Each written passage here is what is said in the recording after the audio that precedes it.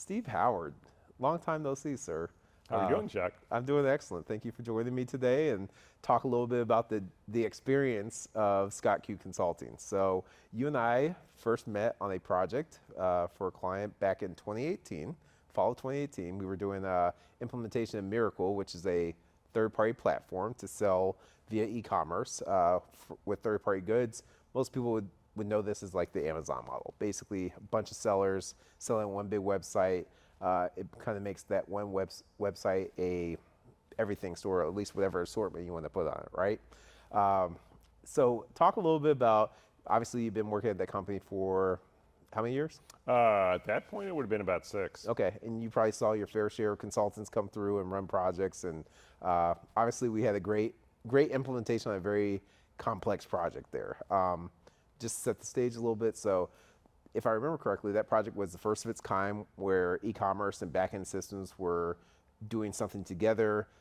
E-commerce was very much in an agile model. Back-end systems were very much waterfall at that point. And you guys were basically sourcing for the right program manager to come in there and essentially bring those two entities together and talk and operate in the same language. Talk a little bit about first impressions. I come in the door, and what do you remember from back then? I know it's been 5 years, but Boy, you made it sound a lot simpler than it was. That's exactly right. To your point, commerce was much, much more agile, and our back-end IT systems were waterfall. And at that time, we had good, smart people, but we didn't always talk the most. And so right off the bat, you walked into a bit of a fire politically, really. And as you said, there was a very, very complex project. Touched every system that we had. A lot of eyes on it, all the way up to the C-level suite to really move the business forward. And right off the bat, the schedule that we had agreed to was ambitious, on a good day. And when you came in, it all became much smoother. Because what we'd had prior to that was design meetings with no real outcomes, no business strategy attached to it. It was largely about hook system A to system B. But there really wasn't this cohesive approach to who needs to be involved. What resources do we need to engage? How do we define those? How do we ensure that across the entire organization that we have the right alignment and again, the right people in seats to do the work? Okay. That was my first impression. Nice. And it's funny because I remember maybe 2, 3, 4 weeks in, someone asked me on the team if I was part of the vendor, the platforms infrastructure. And I'm like, no, I'm an independent consultant. Yeah. I'm here to bridge all that gap. Yeah. So I found that really interesting that, like, even though I didn't know the product intimately at that point, apparently people thought I knew it intimately enough to be part of the vendor team. Well, and I would say that was always one of your greatest strengths, was your ability to look at a project not just as a completion of tasks that someone else defined and assigned a priority, but to actually understand why we were doing what we were doing and be able to not only provide input on the order, but also on the strategy behind it to get that done. And I think that's the reason that you came across as so credible in those kind of conversations and those kinds of decisions. And I think that was critically important on that project, because again, a lot of eyeballs were on it. And without that, really that soup to nuts approach in terms of strategy with execution and prioritization and resource management, you don't have success. No, you're totally right. And this was my first project at this client. And to your point, large corporation. I jokingly said that project made me famous because it touched every application area there. It made me famous at that client Yes. as a delivery manager, right? And to your point, the political climate was I don't want to call it rough. It just was it was a new frontier for you guys, Yes, and you it need the right person to absolutely help. was. We were on a journey. Yeah, Yes. that's a great way of saying it. You were on a journey, and quite frankly, I was just your concierge along that journey. Yeah, no. It was great because I've always said that most problems with technology implementations are not technical problems; they're people problems. And Great way of saying it. yeah, the need to align people with strategy and then the schedule. Aligning people with strategy usually leads to a successful schedule. The definition and the execution of that schedule. I couldn't have said that better myself. You want a job? Yeah, yeah. Well, you do it all, so I don't know that you need me. That's fair. But honestly, that was a welcome addition, because to your point, you said this earlier.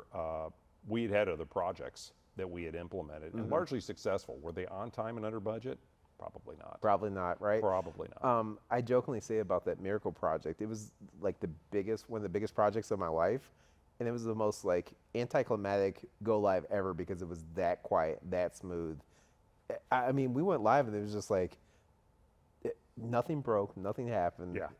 It went live well. Yeah. And we were all kind of like, okay, I guess we're rolling off like a project team of 75 people, consultants, everybody's like, yeah, we did it. Yeah. And we all just kind of walked away. Like, Yeah. it almost reminded me of like a Western movie, right? Like everybody just kind of rides off into the sunset, like, all right, see you next rodeo, right? Yeah, that's exactly right. And that's what you want. Usually most projects on which, that I've been involved have had like this kind of 3-month support, which is something that's good to put in for the schedule, but you actually anticipate problems that first week, certainly, and sometimes even longer. So to have a project that was successfully delivered that didn't have those issues, again, because of the alignment with strategy and resources, Yep. was so important. Yeah, no, I felt like you really understood the value add of my presence there, and you sent me a wonderful note after the fact, which I appreciate. And part of the reason I wanted to talk to you here.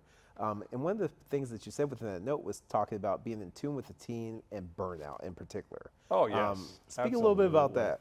Yeah, no, that's a good reminder. Thank you, because that was also something that's unfortunately lacking in a lot of projects, is because project managers and program managers often look at themselves as task driven. I'm going to get it in. I'm not going to be on this project in 6 months. I need you to get it done. Yep. If you don't get it done, I'll find someone who will. And you were keenly aware of resource leveling, is what I like to call it, where you understood, the hours it would take to accomplish something, and ensuring, again, that the right resources were aligned to the strategy and that they weren't oversubscribed. Because that is so easy to do in a project, is to treat people like numbers. And that was another thing. I mean, you were always brought a lighthearted sense to every meeting. You didn't take yourself too seriously. It was really like, all right, guys, let's deal with this and roll up our sleeves and fix the problem. If we've got a problem, that's okay. You expect that on a project. That's the reason it's a project. Right. And it's interesting because you brought up, again, like I'm thinking back to the note you sent me, and you were like, you said something to the effect of, not a taskmaster without, purpose, but also, keenly aware of resource burnout. And then you also mentioned this element of, kind of like, to your point, lightheartedness, but like still strong enough, not so much to be a pushover, but strong enough to drive like to completion. Well, yeah, one of the things I always appreciated about you is you would hold resources accountable, because it's not, there's a difference between being a taskmaster and holding someone accountable to what they said. And what I enjoyed was, and it wasn't even the fact that I enjoyed it, it was just effective. Yeah. Was the fact that, from the developer writing code, very, very important, up to the decision makers at the C-level suite that had to say, okay, we're going to realign and do it like this. You would expect accountability to what people had said they would do. Yes. And that's something else that I think is so important in delivering a program successfully. And again, I know I've said it, but I don't think we would have been successful if we didn't have you owning that piece. Appreciate that. Accountability is my favorite A word, period. Oh, there you go. And so the way I look at it is structure drives accountability, and the structure needs to drive transparency, but also needs to drive a sense of accountability. And so in the world of Scrum and Agile, we always talk about the Scrum team, but I kind of look at programs as a Scrum team. And everyone needs to be accountable to everything that we're doing, which means C-suites as well. If they own decisions, open key decisions, especially in that ambiguous like requirements gathering phase, right? The team cannot progress and maintain any timeline that, quite frankly, is a shot in the dark when you first greenlight a project and finance it.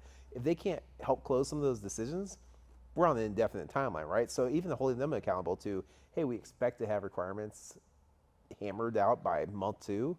Well, I need you to close decisions quick, right? Like, and being firm enough with them to, again, like if you said that's when you want it done, I got to hold you accountable. So I'm not going to let you slide when, things are open. Yeah. And same thing with developers. If developers tell me like, hey, to build something takes X amount of time, I'll go to bat with the C-suites for them. But then I'm going to hold them accountable to what they said. I gave you what you asked for, right? Yeah, and you have to do that. That's a required discipline. That's a good thing. You want that. Right. You actually want that in a program manager. You want a consultant that can come in and again, understand the strategy, the lay of the land, the political landscape. I don't like to use that word, but that's what it is. Differing approaches, and then get commitment and consensus from stakeholders, and then again hold them accountable. Yeah. The other thing I really appreciated about what you did was your structure around reporting up the tree. That was something else that was so important, was the ability to deliver accurate, relevant, contextual information. Because I've worked with program managers that would give the same level of detail to a developer or development manager as they would to a CIO or higher. And that is frustrating for all parties. You know, the message has to be contextualized for the receiver, and your reporting structure was always contextualized. I appreciate that you notice that. I feel like that's a very understated, often missed detail.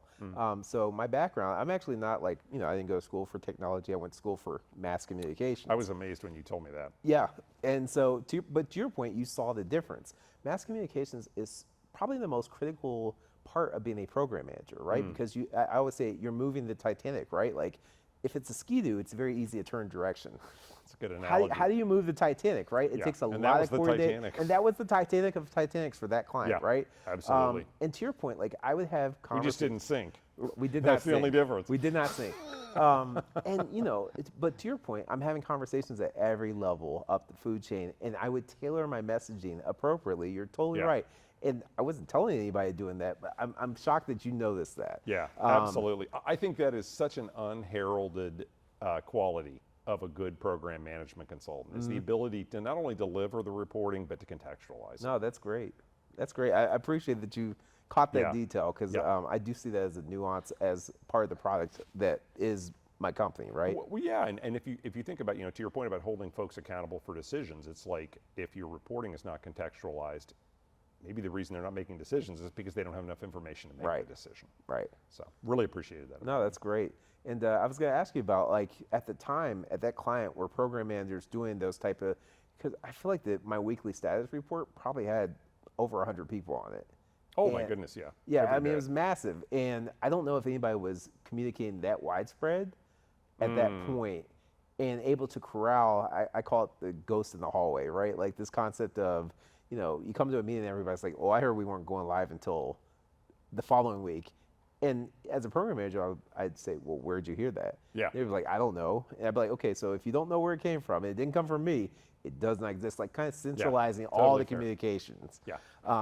And again, for something of that size, it had to be that way, Oh, right? yeah. Like if it doesn't come from my desk, it doesn't exist. Well, and you mentioned earlier several of the groups that were involved in that project, and you know, often folks, when they'll hear about that, oh, I'm implementing a marketplace project, you know, and allows me to sell products. You immediately think computers, but to your point, I mean, you had groups from tax, merchandising.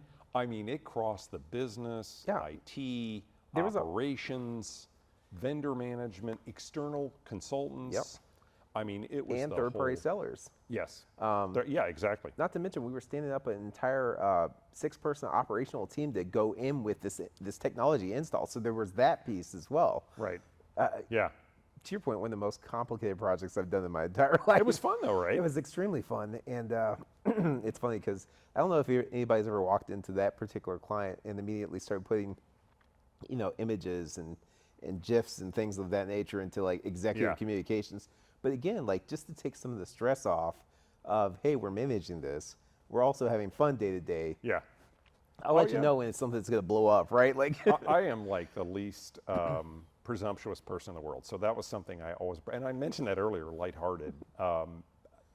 You can't get through projects that have critical timelines and a lot of eyeballs on them without giving people a little bit of space and being a little bit lighthearted. Yeah.